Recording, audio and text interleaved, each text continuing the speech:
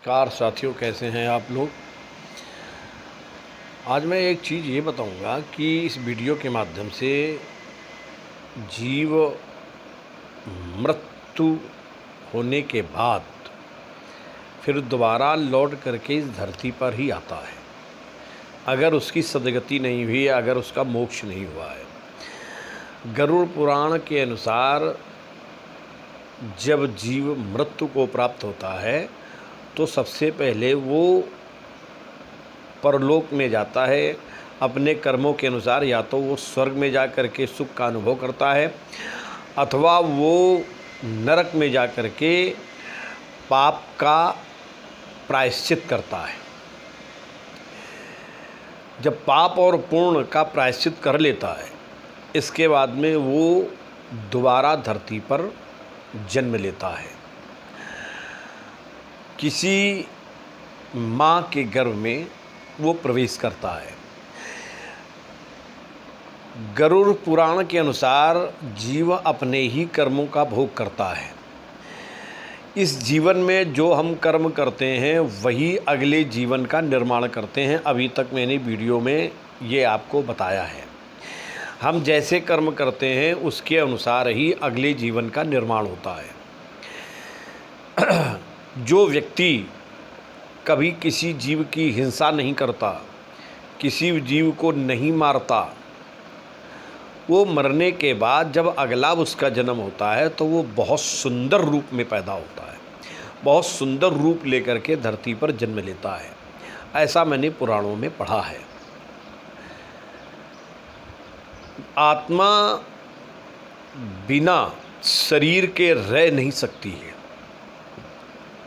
जब जीव मृत्यु को प्राप्त होता है और इसके बाद में जब वो अपने सुख दुख का अनुभव कर लेता है, इसके बाद उस आत्मा को पुनः शरीर चाहिए। तो अपने कर्म के अनुसार वो उस गति में जाता है। 84 लाख योनियाँ हैं, या तो मनुष्य योनि में जाएगा, या वो पशु पक्षी कीट पतंगा आदि योनि में जाएगा। तमाम प्रकार की जो 84 लाख योनियाँ हैं उसमें वो जीव प्रवेश करता है। जब जीव धरती पर आता है और अगर वो मनुष्य योनि में आ रहा है तो भगवान रास्ते में खड़े हो करके और उसको दो रास्ते दिखाते हैं। भगवान कभी भी अपने पर कोई भी कलंक लेना नहीं चाहता है। जब जीव इस संसार में प्रवेश करता है, मनुष्य योनि में आ रहा होता है, उस समय भगवान उसको दो रास्ते दिखाते हैं और कहते हैं, देखो भाई, एक जो अंधकार में रास्ता है जिसमें एक बड़ा सुंदर व्यक्ति खड़ा हुआ है, बड़ा सुंदर एक बालक खड़ा हुआ है, 5 बाण और धनुष लिए हुए। ये जो आप देख रहे हो, ये अंधकार में जो मार्ग है, ये संसार का एक वो मार्ग है जिसमें बीच में जो बड़ा सुंदर व्यक्ति खड़ा हुआ है, ये कामदेव है। 5 बाण लेकर के खड़ा है। इसी 5 बाण को, इसका अलग अलग नाम है, रूप, रस, गंध, शब्द और स्पर्श। यही कामदेव के 5 बाण हैं। इसको लेकर के यह खड़ा हुआ है। और जब आप इस मार्ग में प्रवेश करेंगे, इस रास्ते से जाएंगे, अंधकार में रास्ते से जाएंगे और आप पूरी तरीके से इसी में लिप्त रहेंगे, तो ये अंधकार में रास्ता नरक की गति को प्राप्त कराता है। भगवान ने एक दूसरा रास्ता दिखाया जिसमें ओम लिखा हुआ था, अर्च में प्रकाश मार्ग, जिसमें ओम शब्द है और उसका बड़ा सुंदर सा प्रकाश निकल रहा है। भगवान ने कहा, भाई इस रास्ते से जाओगे, जो धर्म में रास्ता है, जो कल्याण में रास्ता है, जो सद विचार वाला रास्ता है, इस मार्ग से जब जाओगे तो तुम्हें इस संसार सागर को पार करने में कोई कठिनाई नहीं होगी और अंतोगत्वा तुम्हारी आगे की गति भी बहुत अच्छी होगी। तो ये जीव, मैंने 2 रास्ते तुम्हें दिखाई दिए। अब इसमें जिसमें तुम्हारी इच्छा हो उसमें तुम प्रवेश कर जाओ, उस रास्ते से तुम जाओ। तो ये जीव अपने पूर्व कर्मों को भोगने के लिए ये माता के गर्भ में प्रवेश करता है और वहाँ पर आकर के 9वें महीने जब वो माता के गर्भ से बाहर निकलता है, जब वो 7 महीने का गर्भ में होता है, तो पूर्व जन्मों के तमाम जो उसने कर्म किए हैं, कई जन्मों की यादें उसके सामने प्रकट हो जाती हैं और कई जन्मों के कर्मों का वो अनुभव करता है कि मैंने इस जन्म में ये कर्म किए, मैंने ऐसा किया और मैं इस योनि में गया, वहाँ मैंने ऐसा सुख दुख पाया। अब मैं पुनः माता के गर्भ में आकर के फिर मैं बाहर निकलने का प्रयत्न कर रहा हूँ। तो वो भगवान से बहुत प्रार्थना करता है कि हे प्रभु, अब की बार मुझे इस गर्भ से निकालो। जो माता के मलमूत्र के बीच में वो जीव फंसा हुआ है, जिसके पैर ऊपर हैं, सर नीचे है, माता जो भोजन करती है उसी का वो पाता है। अगर माता जी बहुत ही तीखा, कड़वा, खट्टा इस तरीके का भोजन करती है तो उसकी चूँकि खाल बहुत मुलायम होती है, तो उसकी खाल में बड़ी जलन होती है, जिससे कि वो बालक जो गर्भ में है वो तड़पता है।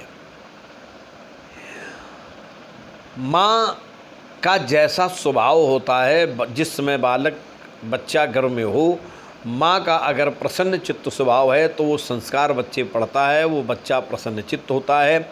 और अगर वो बहुत ही क्रोध और बहुत ही टेंशन में, परेशानी में और अनेक प्रकार की समस्या से ग्रसित है, वो बड़ी तनाव में है, वो सारा संस्कार उस बच्चे पर पड़ता है, जिससे कारण बच्चा ज़िंदगी में वैसा ही उसका स्वभाव बन जाता है।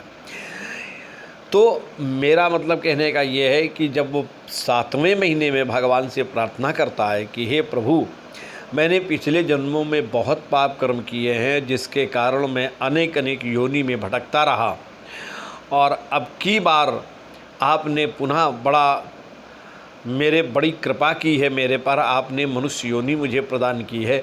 तो भगवान, आप मुझे इस गर्भ से बाहर निकालो। मैं प्रतिज्ञा करता हूँ जिंदगी में सदैव आपका ही भजन करूँगा। ऐसा भगवान से वो प्रार्थना करता है, भगवान को वचन देता है। और जैसे ही भगवान की कृपा के द्वारा वो बच्चा माता के गर्भ से बाहर आता है, तो बाहर आते ही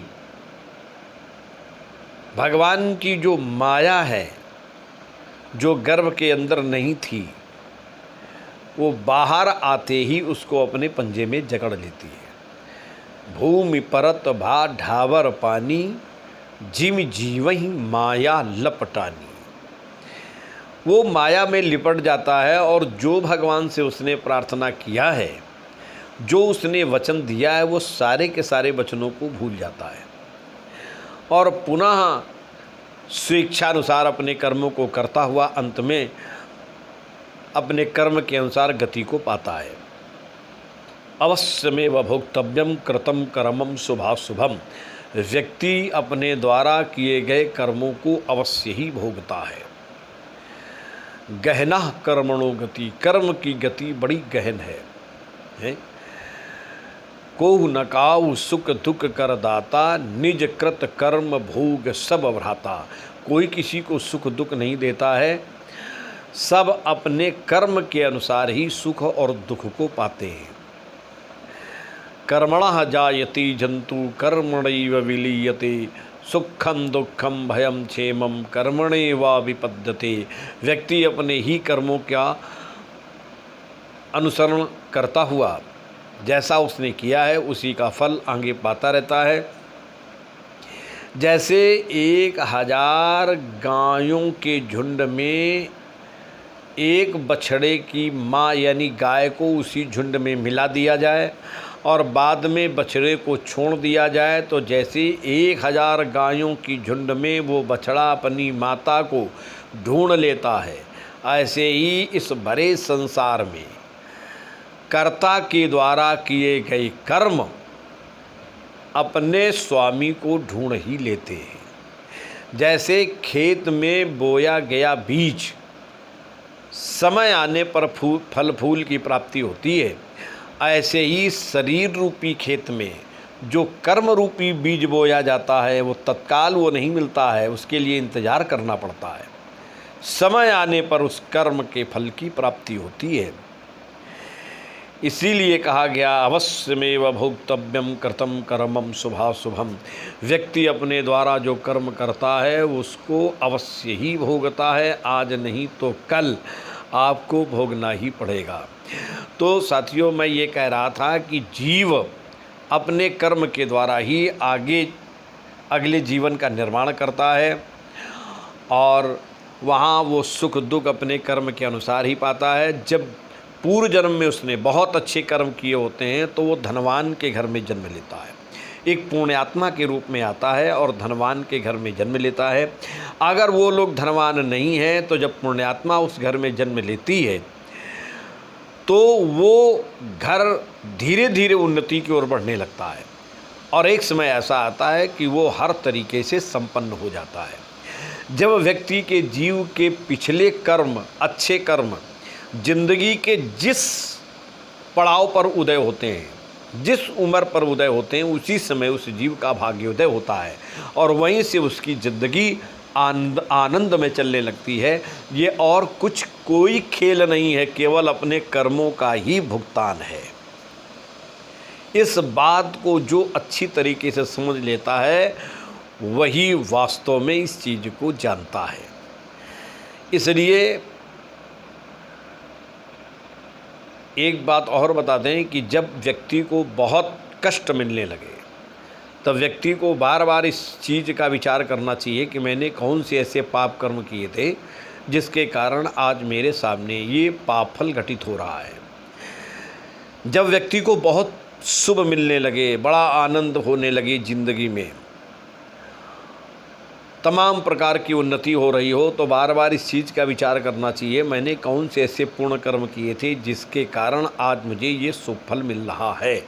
तो उस बुद्धिमान व्यक्ति को चाहिए कि हमारा बैलेंस ख़त्म ना हो तो वो कोई नया पूर्ण कर देना चाहिए, करना चाहिए, जिससे वो हमारा बैलेंस फिर पूरा हो जाए और हमारे आगे वाले जीवन में, आगे आने वाले समय में फिर हमें ऐसे ही आनंद की अनुभूति होती रहे।